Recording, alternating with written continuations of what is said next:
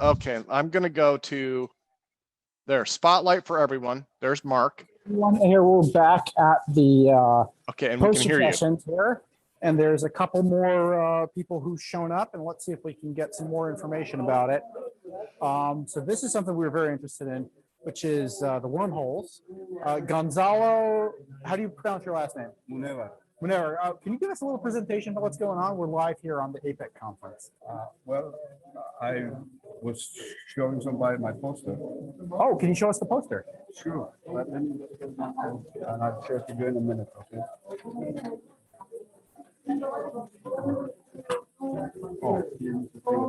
Okay, we have like 200 people here watching live. Oh, so you can explain to them. You can I'm hold the shy. microphone. Are you sure you have 100 people? Maybe it's just one then. Well, today we saw that people are hoping that we could get to Alpha Centauri in 100 years or so. So the idea of migration to the stars is something of many, many centuries, you know, that kind of stuff. And when they get there, it's going to send a machine about this big, you know. But there are others who think that, no, we could actually do it in a few decades if we put our minds to it. And there are two ways. You mean a few decades of travel, or is that a few decades? No, a few decades from now. Oh, we could be there in a few decades. Yes. And what would the travel time be like? Oh, it would be about maybe 4 or 5 years. Okay. So that's almost light speed. Yes, close to light speed. But some people thought we could do it even faster if we go faster than light. And then I talk about the faster than light travel proposals. And there are two main ones. One of them is what are called Wheeler wormholes. So Wheeler figured out that there was something called quantum foam, and then this quantum foam has fluctuations and all kinds of things, and it produces these wormholes.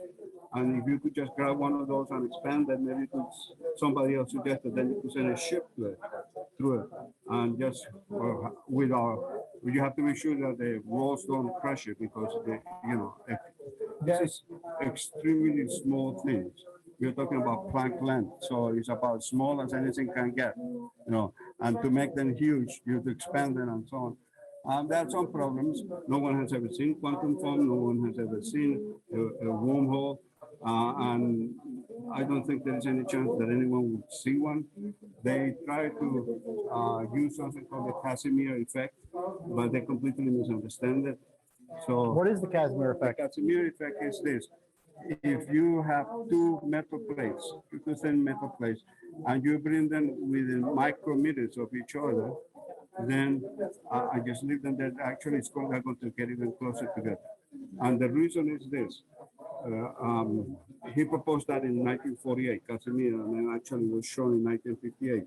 The reason is that space is full of virtual particles. The quantum flux. Yeah, and then inside too. But if you bring these two plates really close together, then particles with virtual particles with long wavelengths cannot exist, because there's just not enough room for them, which means that the density outside of the place will be greater than the density inside the place. And since the density is greater, it will push the two of them together. That's like micrometers, but how do we use that to get to Alpha Centauri? There's absolutely no way to do any of that, you see. So this is why I say it's a complete misunderstanding. And they say, oh, but it's negative energy inside. Only if we make an arbitrary relative assignment of value, saying, well, outside the vacuum has a value of 0, so inside it must be less than 0. That is negative, you know, because obviously it's less. But this is just a relative assignment. But the particles inside the microplates space, they are not peculiar in any way. They just have shorter wavelengths. Right. So do many of the ones outside, except outside you also have the longer wavelength ones. So it's just a straightforward thing. There is no need for any of this crap. Okay. And on top of that, you have time paradoxes. If you actually did get a wormhole and expanded it and send your ship through it, or went through it somehow, you could travel back in time. If you travel back in time, there's always a possibility that you could, for example, land on your infant grandfather, kill him, which make it impossible for you to be born, and then many years later get into a time machine and go back. And they have tried to fix these paradoxes in many ways, but there is just no way. And everything that they have tried is ad hoc and just wishful thinking. The paradoxes. I mean, everything that you're talking about here is thinking. Nobody's actually built a time machine and tried to fix the problem themselves. Of course not, and it's unlikely that anyone could.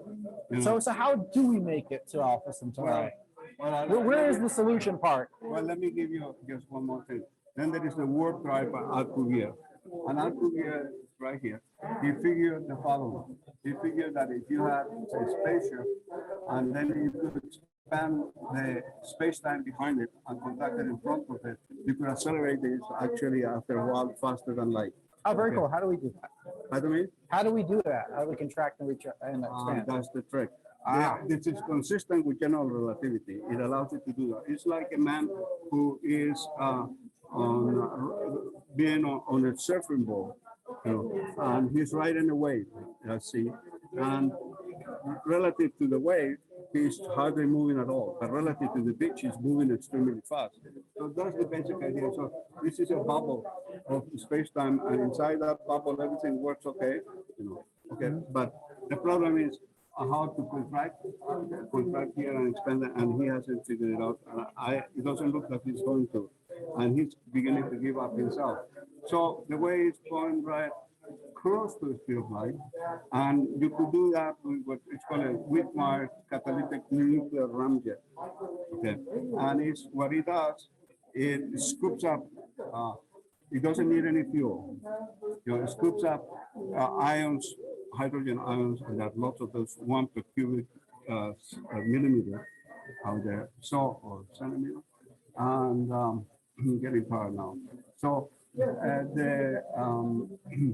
it's basically accelerating it and pushing it out the back. Right?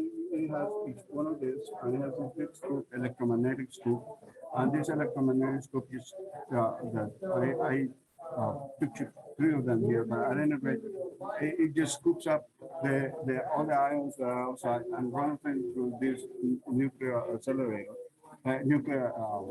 excuse me. A linear accelerator, right? Well, no, it's a catalytic nuclear ramjet. I don't know if you can see this, but this is the reaction. It starts one way, it ends up exactly in the same place, plus 1 atom of helium, and also some, and some radiation that all that can be used to send it out. And then what are you moving here? Well, you're moving O'Neill space colony full of scientists. Why? Because if we do get to another planet, we don't want to just send it, to another solar system, we don't want to send just a little machine. We want to prepare it if we're going to have migration. That is, we have to have people turn those exoplanets into habitable planets. So only scientists can do that, and engineers and so on can do that sort of thing. So that's what we would do, Okay. And this widely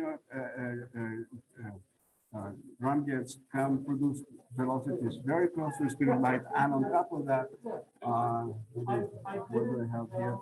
Yeah, they can generate, this is the energy, as much as 10 to 11 megawatts, which is about 10,000 times the energy produced in today's world. So this can really have the power to get us to another star system in a matter of just a few light years. And people, by the way, these space colonies of O'Neill are self-sufficient, are huge and all that. That's why I have 3 of them, take it over there. So we actually say if we build this in 40, 50 years, and we already know how to build the space colonies, O'Neill space colonies. And I think in principle, we could also build catalytic nuclear ramjet. Very cool. What's your name again?